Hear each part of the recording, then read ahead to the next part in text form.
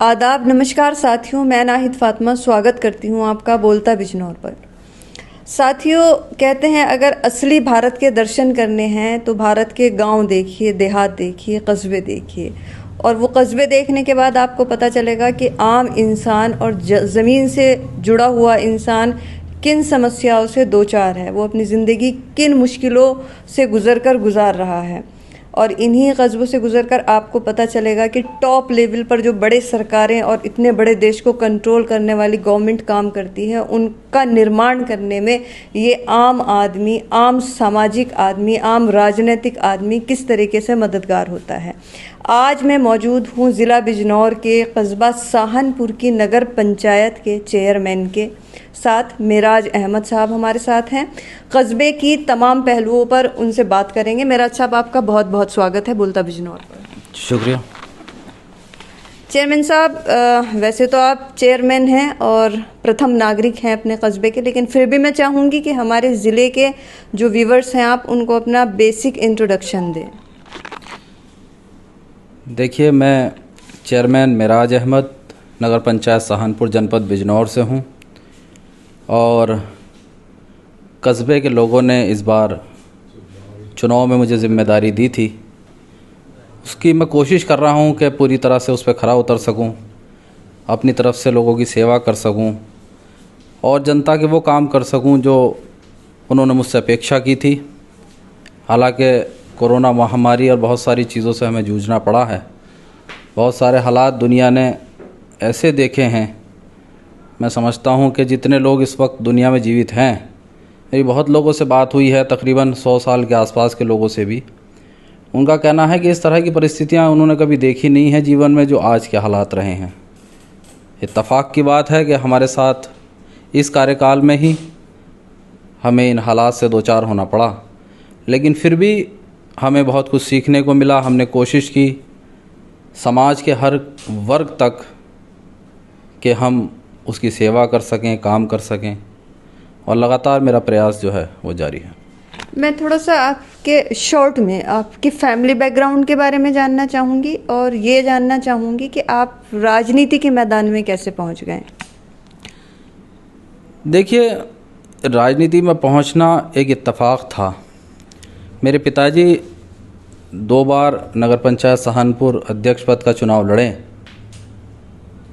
बहुत सेवा की उन्होंने समाज की, कस्बे की, आसपास के क्षेत्र की, लेकिन शायद उनके भाग्य में नहीं था, वो चुनाव नहीं जीत पाए। उनको चुनाव लड़ाने के लिए जब मैं अपना काम छोड़ कर के बीच में आया तो कहीं ना कहीं लोगों की अपेक्षाएं मुझसे रहीं और तमाम लोगों ने ये कहा कि भाई आपको चुनाव लड़ना चाहिए, आप जो है एक अच्छे ज़िम्मेदार आदमी अध्यक्ष पद के लिए साबित हो सकते हैं। तो इस तरह से एक इत्तफाक़िया एक ऐसा घटनाक्रम हुआ कि जिसकी वजह से मेरे पिताजी तो नहीं जीत पाए, लेकिन उनके जाने के बाद हमारे साथियों ने, सभी ने कहा कि भाई आप चुनाव लड़ें।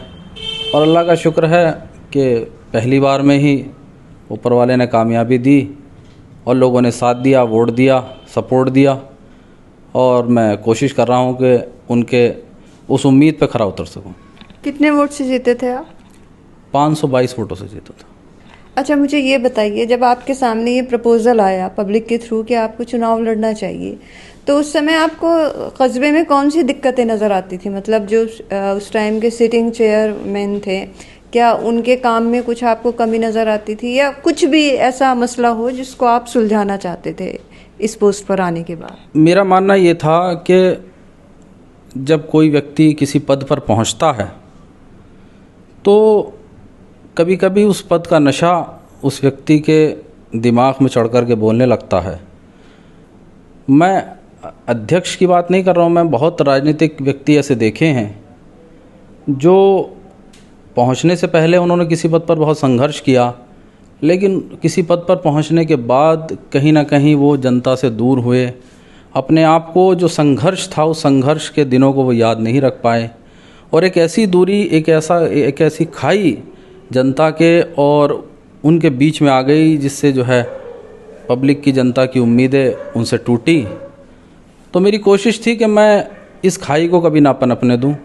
और अभी तक मैंने कोशिश यही की है कि जिस तरह से भी लोगों की सेवा हो सके करने का काम किया है, और कभी अपने स्वभाव में, अपने बर्ताव में कभी कोई ऐसी चीज़ नहीं आने दी जिससे ये कहा जा सके कि यह व्यक्ति वह नहीं है जो चुनाव लड़ा था।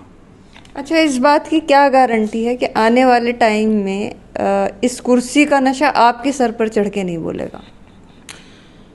देखिए, इस बारे में अगर मैं कुछ कहूँ तो शायद छोटा मुँह बड़ी बात हो जाएगी। मेरा मानना यह है कि इस कस्बे के या आसपास के क्षेत्र के जितने मेरे राजनीतिक विरोधी हैं, अगर आप उनसे ये सवाल पूछ लें तो मुझे लगता है कि इस सवाल का जवाब उससे अच्छा कोई नहीं दे सकता।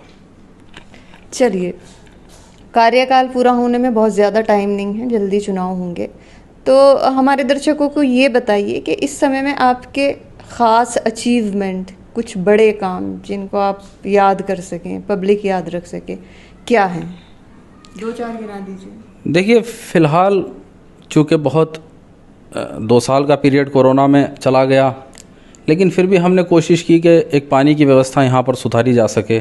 उसके लिए हमने 2 नए ट्यूबवेल बनवाए और 2 अब प्रोसेस में है, काम लगने जा रहा है। इसके अलावा हमारे यहाँ पर कूड़ा निस्तारण की बहुत बड़ी समस्या थी पूरे ज़िले के अंदर। पूरे ज़िले में सबसे पहले नगर पंचायत सहारनपुर में जिलाधिकारी महोदय से मैंने नगर पंचायत सहारनपुर के लिए डंपिंग ग्राउंड के लिए ज़मीन रिज़र्व कराई। उसके बाद उस पर काम शुरू कराया। डंपिंग ग्राउंड का कार्य चल रहा है, निर्माण कार्य प्रगति पर है। जो वहाँ तक पहुँचने के संपर्क मार्ग थे, पुलियाँ थी, रास्ते थे, और ख़ास तौर से हमारे इलाके में उस तरफ बाग, आम के बाग काफ़ी हैं, खेती काफ़ी बड़ी तादाद में है। वहाँ पर लोगों को जाने में बड़ी दिक्कतें होती थी, तो वहाँ वो सारी चीज़ें जो है हमने सही सुधारने का काम किया है और अभी तक जो है काफ़ी उसमें सफल भी रहे हैं।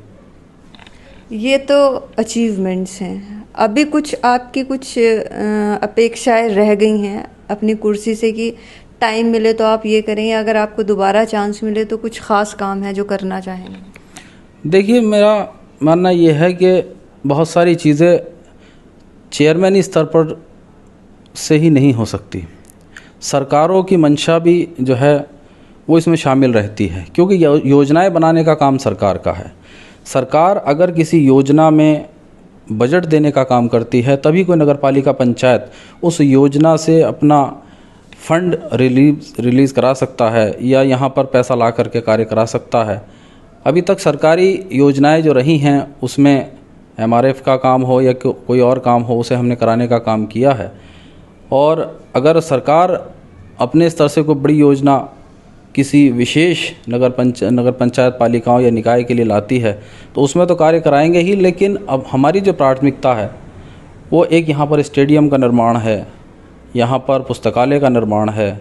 अभी सब्ज़ी मंडी और फल मंडी के लिए यहाँ पर हमारा कार्य प्रगति पर है। किसी कारण से वो अभी बीच में रुक गया था, लेकिन चल जाएगा।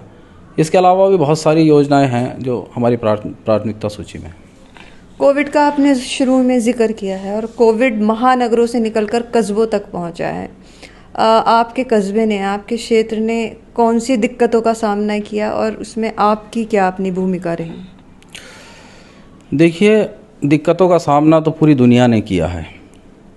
हम भी या हमारी नगर पंचायत भी उससे कोई अछूती नहीं रही। मैं समझता हूँ कि कोई परिवार शायद ही ऐसा हो जो उससे प्रभावित ना हुआ हो, चाहे वो यहाँ लोकल स्तर पर हो, किसी का बच्चा सऊदी में, किसी का दुबई में, किसी और विदेशों में जाकर के बहुत उन्हें दिक्कतों का सामना करना पड़ा। यहाँ तो हुई हैं, बहुत सारी चीज़ें उसमें करनी बाकी हैं। हमारे पास स्ट्रक्चर की अभी बहुत भारी कमी है। मेरी गुजारिश है सरकार से कि वो इसमें काम करे।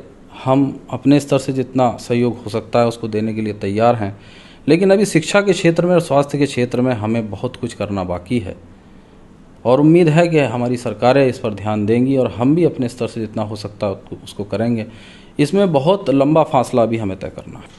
अच्छा, चलिए, अब मैं ये चाहूँगी कि आप यहाँ की यंग जनरेशन को या आपकी जो जनता है उसको बोलता बिजनौर के माध्यम से कोई मैसेज अगर देना चाहें तो बताएं। देखिए, मुझे खुशी है कि बोलता बिजनौर एक ऐसा प्लेटफार्म आप लोगों ने ऐसा उपलब्ध कराया हम लोगों के लिए, जनता के लिए, कि हम आपके माध्यम से एक संवाद कायम कर सकें। आप लोग पब्लिक के बीच में भी जाएंगे, उनकी बात भी सुनेंगे, वो हम तक पहुंचेगी, हमारी बात भी आप उन तक पहुंचाने का काम कर रहे हैं। फ़िलहाल कोरोना महामारी अभी गई नहीं है, कहीं ना कहीं अभी तीसरी लहर की भी बात की जा रही है। ऊपर वाला बेहतर जानता है कि इसमें क्या सच्चाई है और क्या नहीं है, लेकिन अभी हमें बहुत सतर्क रहने की ज़रूरत है। हमने अपनों को, अपने कारोबारों को बहुत बुरी तरह से नुकसानात हुए हैं और अभी फ़िलहाल बहुत सारी चीज़ों में हमें दिक्कतें आ सकती हैं। मेरी सबसे गुजारिश है कि आप लोग जो है अभी सतर्क रहें, एहतियात रखें, और उसके साथ साथ देखिए कारोबार भी ज़रूरी है, बहुत सारी चीज़ें ज़रूरी हैं। अभी स्कूल्स बंद हैं, इस 2 साल में बच्चों की पढ़ाई बुरी तरह से प्रभावित हो गई है।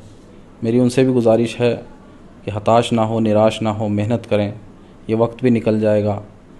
और मेरी सभी से गुजारिश है, चुनाव में भी काफ़ी कम वक्त रह गया है, विधानसभा के चुनाव भी नज़दीक हैं। तो अक्सर देखा गया है चुनाव में, आपने डॉक्टर राहत इंदौरी को सुना होगा कि सरहदों पे बहुत तनाव है क्या, पता तो करो चुनाव है क्या।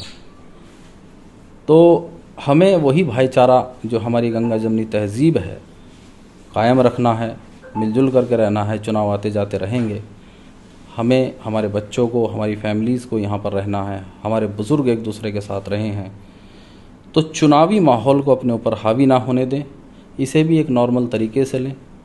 और इसके साथ साथ मेरी युवाओं से गुजारिश है कि वो पुनः एक बार ये जो 2 साल ख़राब हो गए हैं, इसमें डबल मेहनत करके उसे रिकवर करने का काम करें। बोलता बिजनौर एक ऐसा प्लेटफॉर्म है जो ज़िला बिजनौर के हर आम और ख़ास नागरिक को बोलने का मौका दे रहा है। इसी क्रम में नगर पंचायत सहारनपुर के चेयरमैन मेराज अहमद बोलता बिजनौर पर बोल रहे थे। बड़े सुनियोजित ढंग से उन्होंने हमारे हर सवाल का जवाब दिया और यंग जनरेशन को बहुत ही खूबसूरत मैसेज दिया। अपने इस क्रम में अगली बार किसी और कस्बे, शहर या देहात में किसी नई शख्सियत के साथ आपसे मिलूंगी। तब तक के लिए जय हिंद।